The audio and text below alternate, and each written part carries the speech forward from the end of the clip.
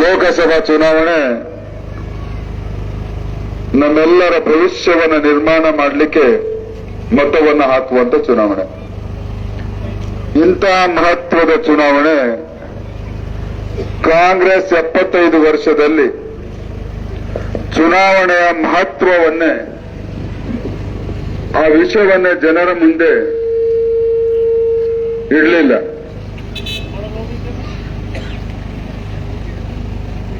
ಆದರೆ ಕಳೆದ 10 ವರ್ಷದಲ್ಲಿ ನರೇಂದ್ರ ಮೋದಿಯವರ ಸರ್ಕಾರದ ಕಾರ್ಯವೈಖರಿ ಪ್ರತಿಯೊಬ್ಬರ ಜೀವನದಲ್ಲಿ ಬದಲಾವಣೆಗಳ, ಅಂತಾರಾಷ್ಟ್ರೀಯ ಗುಣಮಟ್ಟದ ಸೌಕರ್ಯಗಳನ್ನು, ಪ್ರತಿಯೊಬ್ಬರ ಜೀವನದಲ್ಲಿ ನೆಮ್ಮದಿ, ಅಂತಾರಾಷ್ಟ್ರೀಯ ಮಟ್ಟದಲ್ಲಿ ಆಗುಹೋಗುಗಳ ಮಧ್ಯದಲ್ಲಿ ನಮ್ಮ ಭಾರತದ ಸ್ಥಾನಮಾನ ಮತ್ತು ಅದರ ಮಹತ್ವವನ್ನು ದಿನನಿತ್ಯ ಎದ್ದು ನೋಡಿದಾಗ ದೇಶದ ನಾಗರಿಕರಿಗೆ ಅನಿಸ್ತಾ ಇದೆ, ನಮ್ಮ ಪಾತ್ರ ಎಷ್ಟು ಮಹತ್ವದಿದೆ ದೇಶದ ಬೆಳವಣಿಗೆಯಲ್ಲಿ ಅಂತ. ನಾವು ಕೊಡುವ ಒಂದೊಂದು ಮತದ ಮಹತ್ವ ಎಷ್ಟು ಮುಖ್ಯವಾಗಿದೆ ಅನ್ನುವಂಥದ್ದನ್ನ ಪ್ರತಿಯೊಬ್ಬ ನಾಗರಿಕನಿಗೆ ಅನಿಸ್ತಾ ಇದೆ. ಅದಕ್ಕೆ 10 ವರ್ಷದಲ್ಲಿ ನರೇಂದ್ರ ಮೋದಿಯವರು ಪ್ರತಿಯೊಬ್ಬರ ಜೀವನದಲ್ಲಿ ಆರ್ಥಿಕವಾಗಿ, ಸಾಮಾಜಿಕವಾಗಿ, ಶೈಕ್ಷಣಿಕವಾಗಿ ಬದಲಾವಣೆ ತರುವಂತಹ ಸಂಪೂರ್ಣ ಪ್ರಾಮಾಣಿಕ ಪ್ರಯತ್ನವನ್ನು ಮಾಡಿದ್ದಾರೆ. ಅದು ರೈತಾಪಿ ವರ್ಗ ಆಗಿರ್ಬೋದು, ಅದು ಮಹಿಳಾ ವರ್ಗ ಆಗಿರ್ಬೋದು, ಬಡವರ ವರ್ಗ ಆಗಿರ್ಬೋದು, ಯುವಕರ ವರ್ಗ ಆಗಿರ್ಬೋದು. ಈ 4 ಪ್ರಮುಖ ವರ್ಗಗಳ ಬದಲಾವಣೆ ಆದರೆ ಎಲ್ಲ ಜಾತಿ, ಧರ್ಮ, ಪಂಥ, ಪ್ರಾಂತ, ಪಂಗಡ, ಭಾಷೆ ಎಲ್ಲರ ಒಂದು ಉದ್ಧಾರವಾಗ್ತದೆ ಅನ್ನುವಂಥದ್ದನ್ನು ದೂರದೃಷ್ಟಿಯಿಂದ ಮೋದಿಯವರು ವಿಶೇಷವಾಗಿ 4 ವರ್ಗಗಳ ಅನೇಕ ಯೋಜನೆಗಳನ್ನು ಕೊಟ್ಟಿದ್ದರ ಪರಿಣಾಮವಾಗಿ ಒಂದು 4 ಯೋಜನೆಗಳನ್ನು ಹೇಳ್ತೀನಿ ಅಷ್ಟೇ. ರೈತರಿಗೆ 25 ಯೋಜನೆಗಳು ಕೊಟ್ಟಿದ್ದಾರೆ. ಅದರಲ್ಲಿ ಪ್ರಧಾನಮಂತ್ರಿ ಸಮ್ಮಾನ ನಿಧಿ ಯೋಜನೆ ಪ್ರತಿ ವರ್ಷ 6,000 ರೂಪಾಯಿ, ಪ್ರಧಾನಮಂತ್ರಿ ಫಸಲ್ ಬಿಮಾ ಯೋಜನೆ ಅತಿವೃಷ್ಟಿ ಅನಾವೃಷ್ಟಿ ಸಂದರ್ಭದಲ್ಲಿ ಕಳೆದುಕೊಂಡ ಬೆಳೆಗಳಿಗೆ ಪರಿಹಾರವನ್ನ,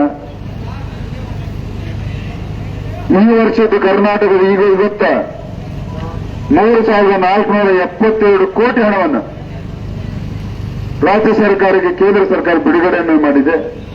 ಬರುವಂತ 3-4 ದಿನದಲ್ಲಿ ನಮ್ಮ ಎಲ್ಲ ರೈತರ ಖಾತೆಗಳಿಗೆ ಹಣವನ್ನು ಬರ್ತದೆ ಅನ್ನುವಂಥದ್ದನ್ನು, ಮೋದಿ ಸರ್ಕಾರದ ಹಣವನ್ನು ಬರ್ತದೆ ಅನ್ನೋ ವಿಶ್ವಾಸವನ್ನು ಕೊಡ್ತಾ ಇದ್ದೇನೆ.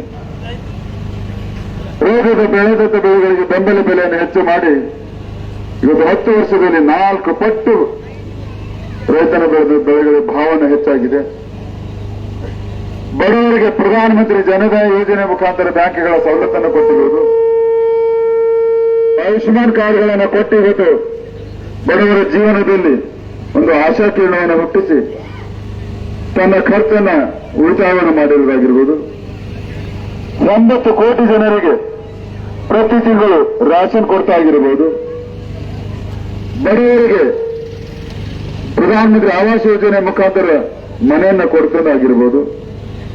ಬಡ ಹೆಣ್ಣು ಮಕ್ಕಳ ಮನೆಯಲ್ಲಿ ಶೌಚಾಲಯಗಳನ್ನು ಕಟ್ಟಿಸಿದರಾಗಿರ್ಬೋದು. ಬಡ ಹೆಣ್ಣು ಮಕ್ಕಳ ಮನೆಯಲ್ಲಿ ಗ್ಯಾಸ್ ಸಿಲಿಂಡರ್ ಕೊಟ್ಟಿದ್ದಾಗಿರ್ಬೋದು. ಬಡ ಗರ್ಭವತಿ ಮಹಿಳೆಗೆ 5,000 ರೂಪಾಯಿ ಪೌಷ್ಟಿಕ ಆಹಾರವನ್ನು ಸೇವನೆ ಮಾಡಲಿಕ್ಕೆ ಕೊಟ್ಟಿದ್ದಾಗಿರ್ಬೋದು. ಬಡವರ ಮನೆಗೆ ಕರೆಂಟ್ ಉಚಿತವಾಗಿ ಕೊಟ್ಟಿದ್ದಾಗಿರ್ಬೋದು.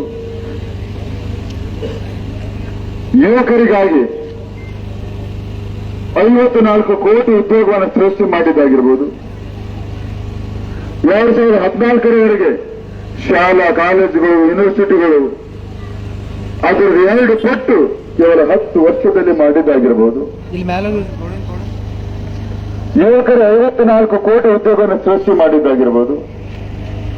ಆಟ ಪಾಠಗಳಲ್ಲಿ ಮಹತ್ವವನ್ನು ಕೊಟ್ಟು ಇವತ್ತು ಅಂತಾರಾಷ್ಟ್ರೀಯ ಮಟ್ಟದಲ್ಲಿ ಗ್ರಾಮೀಣ ಭಾಗದಿಂದ ಯುವಕರನ್ನ ಕ್ರೀಡೆಯಲ್ಲಿ ಆಸಕ್ತಿಯನ್ನು ಹುಟ್ಟಿಸಿ ಒಲಿಂಪಿಕ್ಗಳಲ್ಲಿ, ಏಷ್ಯಾಗಳಲ್ಲಿ ಅನೇಕ ಪದಕಗಳನ್ನು ತಗೊಂಡಿದ್ದರಾಗಿರ್ಬೋದು.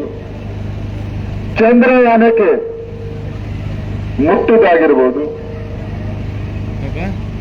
ನಮ್ಮ ಆರ್ಥಿಕ ಸ್ಥಿತಿ ದೇಶದ್ದು 11ನೇ ಸ್ಥಾನದಲ್ಲಿತ್ತು 10 ವರ್ಷದ ಕೆಳಗೆ. ಇವಾಗ 5ನೇ ಸ್ಥಾನಕ್ಕೆ ಬಂದಿದೆ.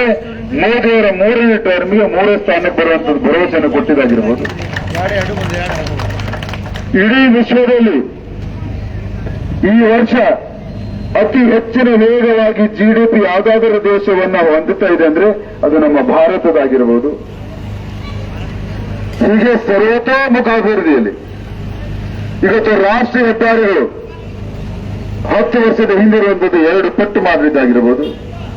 ವಿಮಾನ ನಿಲ್ದಾಣಗಳು 2 ಪಟ್ಟು ಮಾಡಿದ್ದಾಗಿರಬಹುದು. ಶಿಕ್ಷಣ ಕ್ಷೇತ್ರದಲ್ಲಿ 2 ಪಟ್ಟು ಮೂಲಭೂತ ಸೌಕರ್ಯಗಳನ್ನು ಕೊಟ್ಟಿದ್ದಾಗಿರಬಹುದು. ಆರೋಗ್ಯ ಕ್ಷೇತ್ರದಲ್ಲಿ 2 ಪಟ್ಟು ಮೂಲಭೂತ ಸೌಕರ್ಯಗಳನ್ನು ಕೊಟ್ಟಿದ್ದಾಗಿರಬಹುದು. ರೈಲ್ವೆ ಕ್ಷೇತ್ರದಲ್ಲಿ ಒಂದು ಭಾರತ್ ನಮೋ ಭಾರತ್ ಅನ್ನುವಂತ ಮುಂದೆ ಬರುತ್ತದೆ ಬುಲೆಟ್ ಟ್ರೈನ್ಗಳನ್ನ, ಅನೇಕ ಹೊಸ ರೈಲ್ವೆ ಮಾರ್ಗಗಳನ್ನ ಹೆಚ್ಚು ಮಾಡಿದಾಗಿರ್ಬೋದು. ಹೀಗೆ ಅನೇಕ ಕ್ಷೇತ್ರಗಳಲ್ಲಿ ಅಭಿವೃದ್ಧಿ ಅಭಿವೃದ್ಧಿ ಅಭಿವೃದ್ಧಿ ಅಭಿವೃದ್ಧಿ ಕೈಗಾರಿಕೆಗಳ ಸ್ಥಾಪನೆ ಆಗಿರ್ಬೋದು. ಇಡೀ ವಿಶ್ವ ಭಾರತದ ಕಡೆ ಆಶಾಭಾವನೆಯಿಂದ ನೋಡ್ತಾ ಇದೆ. ಮುಂದೊಂದು ದಿನ ಭಾರತ ವಿಶ್ವಗುರು ಆಗ್ತಾ ಇದೆ 25 ವರ್ಷದಲ್ಲಿ ಅಂತ.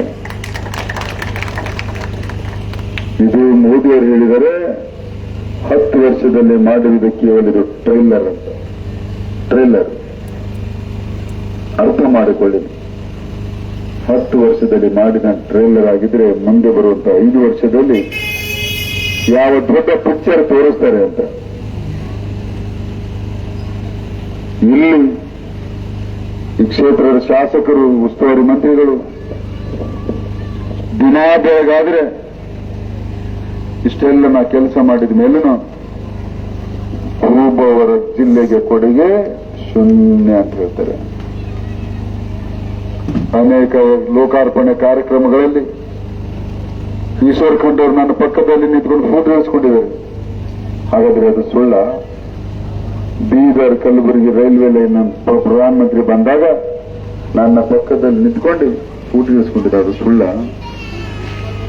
ನಿಮ್ಮ ತಾಲೂಕಿನಲ್ಲಿ ಸಿಪೆಟ್ ಕಾಲೇಜ್ ಪ್ರಾರಂಭ ಆಗಿದೆ, ಅದು ಸುಳ್ಳ?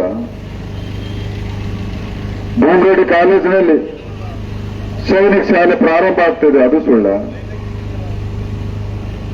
ಜಿಲ್ಲೆಯಲ್ಲಿ ಎಲ್ಲೇ ರಸ್ತೆಗಳನ್ನು ಓಡಾಡಿದ್ರೆ ಅದು ನರೇಂದ್ರ ಮೋದಿ ಸರ್ಕಾರದ ಅವಧಿಯಲ್ಲಿ ನಾನು ಮಾಡಿರೋದು, ಅದು ಸುಳ್ಳ?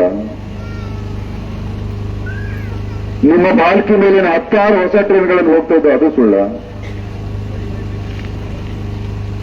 ಏನು ಮಾತಾಡ್ತಾ ಇದ್ದೀರಿ ಈಶ್ವರ್ ಖಂಡ್ರೆ ಅವರೇ? ಸ್ವಲ್ಪ ಇದೆಯಾ ನಿಮಗೆ? ಮಾಡಿದ್ದನ್ನ ಮಾಡಿಲ್ಲ ಅಂತ ಹೇಳಿ ಚುನಾವಣೆ ಇದೆ ಆರೋಪ ಮಾಡಿ ಎಲ್ಲಾದರೂ ಸತ್ಯಕ್ಕೆ ಸಮೀಪ ಇರುವಂತದ್ದನ್ನಾರು ಮಾಡಿ. ಸತ್ಯಕ್ಕೆ ದೂರ ಆದ್ರೆ ಜನ ಒಪ್ಪಲ್ಲರಿ. ಭಗವಂತ ಕೋಬ 2 ಬಾರಿ ಜನರ ಆಶೀರ್ವಾದವನ್ನು ಪಡೆದು ಜಿಲ್ಲೆಗೆ ಏನು ಮಾಡಿದನಂತದನ್ನ ನಿಮ್ಮ ಸರ್ಟಿಫಿಕೇಟ್ ಬೇಕಾಗಿಲ್ಲ, ಜನ ಮತ್ತೊಮ್ಮೆ ಆರಿಸಿ ದೊಡ್ಡ ಸರ್ಟಿಫಿಕೇಟ್ ಕೊಡ್ತಾರೆ ಅನ್ನುವಂಥದ್ದನ್ನ ಹೇಳ್ತೇನೆ.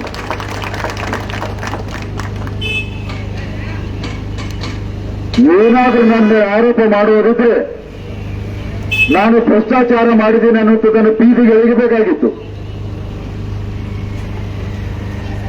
ನನ್ನ ಮೇಲೆ ಯಾವುದಾದ್ರೂ ಹಗರಣ ಆರೋಪ ಬಂದಿದೆ ಅಂದ್ರೆ ನನಗೆ ಬೀದಿಗೆ ಎಳೆಯಬೇಕಾಗಿತ್ತು. ನಾನು ಜನರಿಗೆ ಸ್ಪಂದನೆ ಮಾಡಿಲ್ಲ ಅಂದ್ರೆ ನನಗೆ ಬೀದಿಗೆ ಎಳೆಯಬೇಕಾಗಿತ್ತು. ನಾನು ಜಿಲ್ಲೆ ಅಭಿವೃದ್ಧಿ ಕಾರ್ಯಗಳನ್ನು ಮಾಡಿಲ್ಲ ಅಂದ್ರೆ ನನಗೆ ಬೀದಿಗೆ ಎಳೆಯಬೇಕಾಗಿತ್ತು. ಎಲ್ಲಿ ನೈತಿಕತೆ ಇದೆ ಈಶ್ವರ್ ಖಂಡ್ರೆ ಅವರೇ ನಿಮಗೆ? ಸ್ವತಃ ಭ್ರಷ್ಟಾಚಾರದಲ್ಲಿ ಮುಳುಗಿ 65 ವರ್ಷ ಆಯಿತು ಬಾಲ್ಕಿನಲ್ಲಿ ನೀವು ಶಾಸಕರಾಗಿ ಮಂತ್ರಿಗಳಾಗಿ ನಿಮ್ಮ ಕುಟುಂಬ ರಾಜಕಾರಣವನ್ನು ಮಾಡ್ತಾ ಇದೆ. ಯಾರಾದರೂ ಒಬ್ಬರು ಬಾಲ್ಕಿಯಲ್ಲಿ ಸ್ಟೇಡಿಯಂ ಕಟ್ಟಿಸಿಕೊಟ್ಟಿದ್ದಾರೆ, ಅದಕ್ಕೆ ಸ್ಟೇಡಿಯಂ ಇದ್ರೆ ತಂದು ತೋರಿಸಿ ನೋಡೋಣ. ಯಾಕೆ ಕಟ್ಟಿಸಲಿಲ್ಲ? 65 ವರ್ಷಗಳ ಅಧಿಕಾರವನ್ನು ಮಾಡಿದ ಮೇಲೆ ಕೂಡ ನಿಮಗೆ ತಾಲೂಕಿನ ಜಿಲ್ಲೆ ಅಭಿವೃದ್ಧಿ ಬೇಕಾಗಿಲ್ಲ, ನಿಮಗೆ ನಿಮ್ಮ ಕುಟುಂಬದ ಅಭಿವೃದ್ಧಿ ಮಾತ್ರ ಬೇಕಾಗ್ತದೆ ಅನ್ನುವಂಥದ್ದನ್ನು 65 ವರ್ಷದಲ್ಲಿ ಸಾಧಿಸಿದೆ. ಇವತ್ತು ಅವರ ಬಲಗೈ ಗಂಟ ಪೊಲ್ಯೂಷನ್ ಕಂಟ್ರೋಲ್ ಬೋರ್ಡ್ ಸದಸ್ಯ,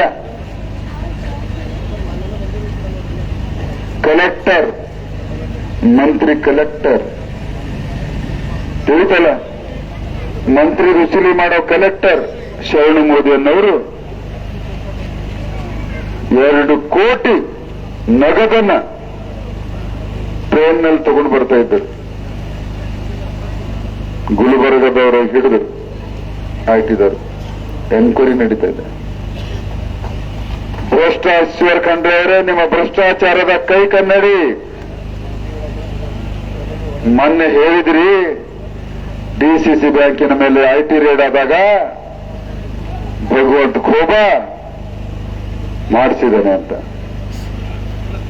ಸಾಕ್ಷಿ ಬಂತಲ್ಲ ನಿಮ್ದು, ಭ್ರಷ್ಟಾಚಾರದ ಸಾಕ್ಷಿ. ಏನು ಉತ್ತರ ಕೊಡ್ತೀರಿ? ಇದೇ ನಿಮ್ಮ ಹತ್ರ ಉತ್ತರ? ನೈತಿಕತೆ ಕೊಡ್ಲಿಕ್ಕೆ ಲಿಂಗಾಯತರ ವಿಷಯ ಮಾತಾಡ್ತಾರೆ. ನಾನು ಲಿಂಗಾಯತ್ ಅಲ್ವಾ? ನನಗೆ ಸಮಾಜದ ಕಳಕಳಿ ಇಲ್ವಾ? ಲಿಂಗಾಯತ್ ಇದ್ರಲ್ಲ, ಅಖಿಲ ಭಾರತ ವೀರಶೈವ ಲಿಂಗಾಯತ ಮಹಾಸಭಾದ ಅನೇಕ ವರ್ಷಗಳಿಂದ ಅಧ್ಯಕ್ಷರಾಗಿದ್ರಿ,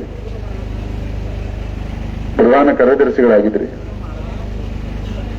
ನಮ್ದೇ ಸಮಾಜದ ಹುಡುಗಿ ಮಗಳು 18ನೇ ತಾರೀಕಿಗೆ ಹುಬ್ಬಳ್ಳಿಯಲ್ಲಿ ಫಯಾಜ್ ಅನ್ನುವಂತ ಕ್ರೂರಿ ಹಾಡು ಹಗಲು ಕಾಲೇಜಿನಲ್ಲಿ ಕೊಲ್ಲದ ಆ ಕುಟುಂಬಕ್ಕೆ ನ್ಯಾಯ ಕೊಡ್ಲಿಕ್ಕೆ ಏನಾದ್ರೂ ಪ್ರಯತ್ನವನ್ನ ಮಾಡಿದಿರಾ? ಸರ್ಕಾರದಲ್ಲಿ ಮಂತ್ರಿ ಆಗಿದ್ರಿ, ನ್ಯಾಯ ಕೊಡಬೇಕಿಲ್ಲ, ತಕ್ಷಣವಾಗಿ ರಾಜೀನಾಮೆ ಕೊಟ್ಟು ಹೊರಗೆ ಬರಬೇಕು. ಇಲ್ಲ, ವೀರಶೈವ ಮಹಾಸಭಾದ ಪ್ರಧಾನ ಕಾರ್ಯದರ್ಶಿ ಆಗಿದ್ರಿ, ನಾಚಿಕೆ ಆಗಿದೆ. ಆ ಜವಾಬ್ದಾರಿಯಲ್ಲಿ ಮುಂದುವರಿಲಿಕ್ಕೆ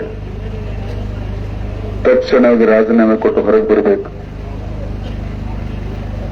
ಇದ್ ಕಡೆ ನ್ಯಾಯ ಕೊಡೋ ಕೆಲಸನೂ ಮಾಡಲಿಲ್ಲ, ಅದ್ ಕಡೆ ನೈತಿಕತೆ ಒತ್ತಿ ರಾಜೀನಾಮೆನೂ ಕೊಡ್ಲಿಲ್ಲ. ಸ್ಪಷ್ಟ ಗೊತ್ತಾಗ್ತಾ ಇದೆ, ಕೇವಲ ಅಧಿಕಾರ ಮಾತ್ರ ಅವರಿಗೆ ಬೇಕು ಅಂತ. ಕೇವಲ ಅಧಿಕಾರ ಮಾತ್ರ. ಶಾಂತಿವರ್ಧಕ ಶಿಕ್ಷಣ ಸಂಸ್ಥೆ ಉತ್ತರ ಕೊಡಬೇಕಲ್ಲ ನೀವು. ಪ್ರಾರಂಭ ಮಾಡಿದವರು ಬಾಲ್ಕಿ ಹಿರೇಮಠದ ಲಿಂಗೈಕ್ಯ ಡಾಕ್ಟರ್ ಚನ್ನಬಸವಲಿಂಗ ಪಟ್ಟದೇವರು ರೈತನ ಹತ್ರ ಹೋಗಿ ಮನೆ ಮನೆಗೆ ಜೋಳಿಗೆ ಹಾಕಿ ಭಿಕ್ಷೆ ಬೇಡಿ ತಲೆ ಮೇಲೆ ಮಣ್ಣು ಕಲ್ಲನ್ನು ಹೊತ್ತಿ ಅವರ ಜೀವಿತ ಅವಧಿಯಲ್ಲಿ ಶಾಂತಿವರ್ಧಕ ಶಿಕ್ಷಣ ಸಂಸ್ಥೆ ಹೆಮ್ಮರವಾಗಿ ಬೆಳೆಸಿದ್ರು. ಅವರ ಲಿಂಗೈಕ್ಯ ಆದ್ಮೇಲೆ ಸೊಸೈಟಿ ಹೋಗೋ ಟ್ರಸ್ಟ್ ಆಯಿತು. ಟ್ರಸ್ಟಿನ ಅಧ್ಯಕ್ಷರು ಯಾರು ಇವಾಗ? ಈಶ್ವರ ಖಂಡ್ರೆ. ಟ್ರಸ್ಟಿಗೆ ಕಾರ್ಯದರ್ಶಿ ಯಾರು? ಸಾಗರ ಖಂಡ್ರೆ. ಸದಸ್ಯರು ಯಾರು? ಧರ್ಮ ಪತ್ನಿ ಡಾಕ್ಟರ್ ಬಸವಲಿಂಗ ಪಟ್ಟದೇವರಲ್ಲಿ ಹೊರಗೆ. ಯಾರಪ್ಪನ ಆಸ್ತಿ ಗೊತ್ತದು? ಜನರ ಒಂದೊಂದು ದುಡ್ಡು ಚಂದವನ ಕೊಟ್ಟಿ ಕಟ್ಟಿಸಿದಂತ ಸಂಸ್ಥೆ ಅದು. ಲಿಂಗಾಯತರಿಗೆ ಇದೇನು ಮಾಡಿದಿರಪ್ಪ ನೀವು? ಏನು ಮಾಡಿದ್ರಿ ಹೇಳಿ? ಮಹಾಸಭಾದ ವತಿಯಿಂದ ಎಲ್ಲಾದರೂ ಬಡವರಿಗೆ ಶಾಲೆ, ಕಾಲೇಜುಗಳು, ಹಾಸ್ಟೆಲ್ಗಳನ್ನು ಕಟ್ಟಿಸಿದ್ರ? ಲಿಂಗಾಯತರಿಗಿರುವಂತಹ ಸಮಸ್ಯೆಗಳನ್ನು ಹೋರಾಟ ಮಾಡಿ ಅಥವಾ ಸಂಘರ್ಷಗಳನ್ನು ಮಾಡಿ ಸರ್ಕಾರದ ವಿರುದ್ಧ ಏನಾದರೂ ಮಾಡಿದ್ರ? ಪ್ರೈವೇಟ್ ಲಿಮಿಟೆಡ್ ಕಂಪನಿ ಮಾಡಿಕೊಂಡಿರೋದನ್ನ ಮಹಾಸಭಾನ ನಿಮ್ಗೆ ಲಿಂಗಾಯತರು ಓಟ್ ಹಾಕ್ಬೇಕಾ? ಹೋದ ಬಾರಿ ಹಾಕಿದ್ರ? ಈ ಬಾರಿನೂ ಹಾಕಲ್ಲ. ಮತ್ತೆ ಯಾವುದೇ ಒಂದು ಜನಪ್ರತಿನಿಧಿ ಆಗ್ಬೇಕಾದ್ರೆ ಎಲ್ಲಾ ಜಾತಿ, ಧರ್ಮ, ವರ್ಗಗಳ ಮತಗಳನ್ನ ತಗೊಳ್ಬೇಕಾಗ್ತದೆ. ಅದನ್ನ ಇವತ್ತು ಭಾರತದಲ್ಲಿ ಆ ಶಕ್ತಿ ಯಾವುದಾದ್ರೂ ಒಂದು ರಾಜಕೀಯ ಪಕ್ಷಕ್ಕಿದ್ರೆ ಅದು ಕೇವಲ ಭಾರತೀಯ ಜನತಾ ಪಕ್ಷಕ್ಕೆ ಮಾತ್ರ ಇದೆ. ಹೀಗಾಗಿ ಕಳೆದ ಟಿಕೆಟ್ ಘೋಷಣೆ ಆದ್ಮೇಲೆ ಸುಮಾರು 45 ದಿವಸ ಆಗ್ತಾ ಇದೆ. ಈಗ ಇಡೀ ಕ್ಷೇತ್ರದಲ್ಲಿ ಮೂಲೆ ಮೂಲೆಯಲ್ಲಿ 3-4 ಬಾರಿ ಸುತ್ತಾಡಿದ್ದೀನಿ. ಕಾರ್ಯಕರ್ತರ ಉತ್ಸಾಹ, ಮುಖಂಡರ ಒಗ್ಗಟ್ಟುತನ, ಮತದಾರರ ದೃಢ ಸಂಕಲ್ಪ ಮತ್ತೊಮ್ಮೆ ಮೋದಿಯವರಿಗೆ ಪ್ರಧಾನಮಂತ್ರಿ ಮಾಡಬೇಕಂತ, ಇವೆಲ್ಲವೂ ಸಮೀಕರಣವನ್ನು ನೋಡಿದಾಗ ಕಾರ್ಯಕರ್ತರ ಕೂಗಾಗಿದೆ. ಯಾವ ರೀತಿ ದೇಶದ ಜನರ ಕೂಗಾಗಿದೆಯೋ ಅಕ್ಕಿ ಬಾರ್ 400 ಪಾರ್ ಅನ್ನುವಂಥದ್ದು. ಆಯ್ತು, ನೋಡ್ತೇನೆ. ನಮ್ಮ 2 ನಿಮಿಷ ಇರ್ಬೇಕು, ಇನ್ನು 5 ನಿಮಿಷ. ಯಾವ ರೀತಿ ಇಡೀ ದೇಶದಲ್ಲಿ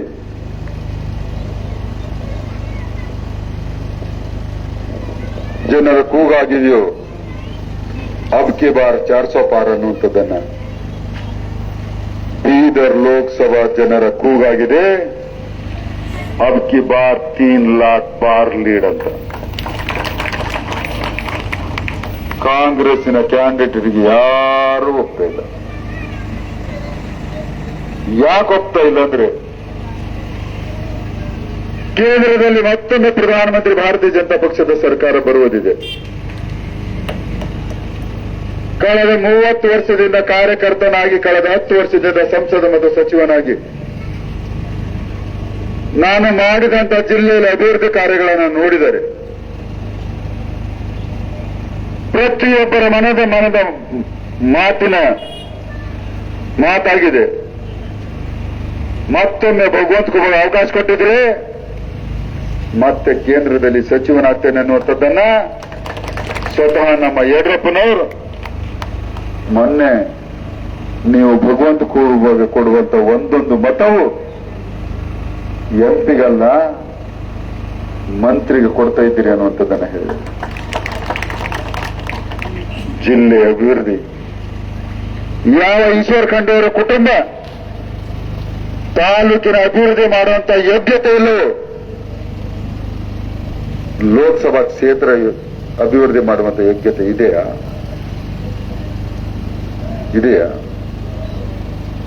ಸಾಧ್ಯನೇ ಇಲ್ಲ. ಕೇಳಿ ಅವರಿಗೆ ಕಾಂಗ್ರೆಸ್ಸಿನ ಕಾರ್ಯಕರ್ತರು ಯಾರಾದರೂ ಕೇಳ್ತಾ ಇದ್ರೆ ಇಲ್ಲಿ ಕಳೆದ 10 ವರ್ಷದಲ್ಲಿ ಬೀದರ ಜಿಲ್ಲೆ ಅಭಿವೃದ್ಧಿಯ ಚಿಂತನೆಗೆ ಯಾವುದಾದ್ರೂ ಬೈಠಕ್ಕೆ ನೀವು ಕರೆದಿದ್ದೀರ? ನನ್ನನ್ನ ಮೊದಲು 22 ತಿಂಗಳ ಸಚಿವನಾಗಿದ್ರಿ, ಹೆಚ್ಚು ಕಡಿಮೆ ಇವಾಗ 1 ವರ್ಷ ಸಚಿವನಾಗಿದ್ರಿ. ಉಸ್ತುವಾರಿ ಸಚಿವರಾಗಿ ಕೇಂದ್ರದಲ್ಲಿ ಒಬ್ಬ ಸಚಿವನಿದ್ದೀನಿ, ಕೇಂದ್ರದಲ್ಲಿ ಒಬ್ಬ ಸಂಸದನಿದ್ದೀನಿ. ಜಿಲ್ಲೆಯ ಚಿಂತನೆ ಮಾಡಲಿಕ್ಕೆ ನೀವು ಎಂದಾದರೂ ನಮ್ಮ ಆಹ್ವಾನವನ್ನು ಮಾಡಿದಿರ? ಹೋಗಲಿ, ನೀವು ಮಾಡಲಿಲ್ಲ. ನಾನು ನಿಮಗೆ 10 ಬಾರಿ ಕೇಳಿದ್ದೀನಿ, ಕೂತ್ಕೊಂಡು ಚಿಂತನೆಯನ್ನ ಮಾಡೋಣ, ಜಿಲ್ಲೆಯ ಚಿಂತನೆಯನ್ನ ಮಾಡೋಣ ಅಂತ. ಏನಾದರೂ ದೇವರ ಮೇಲೆ ಭಕ್ತಿ ಇದ್ರೆ ನಿಮ್ಮ ಮನೆ ಹಾನಿ ಮಾಡಿ ಹೇಳಿ, ನನ್ನ ಸವಾಲನ್ನು ಸ್ವೀಕಾರವನ್ನು ಮಾಡಿಲ್ಲ. ಅದಕ್ಕೆ ಈ ಬಾರಿ ಇಂಥ ದೊಡ್ಡ ಅಂತರದಿಂದ ನೀವು ಭಾತಾಮ್ರದವರು ಲೀಡ್ ಕೊಡಬೇಕು. ಮತ್ತೊಂದು ಚುನಾವಣೆಯಲ್ಲಿ ಭಾತಾಮ್ರವು ಅವ್ರಿಗೆ ಕನಸಿನಾಗ ಬರಬೇಕು, ನಿಂತ್ಕೋಬಾರದು ಅಂತ. ಕೂವನ ಎದುರು ನಾವು ನಿಂತ್ಕೋಬಾರದು ಅಂತ ಅವ್ರಿಗೆ ಕನಸಿನಲ್ಲಿ ಬರಬೇಕು. ಬಂಧುಗಳೇ,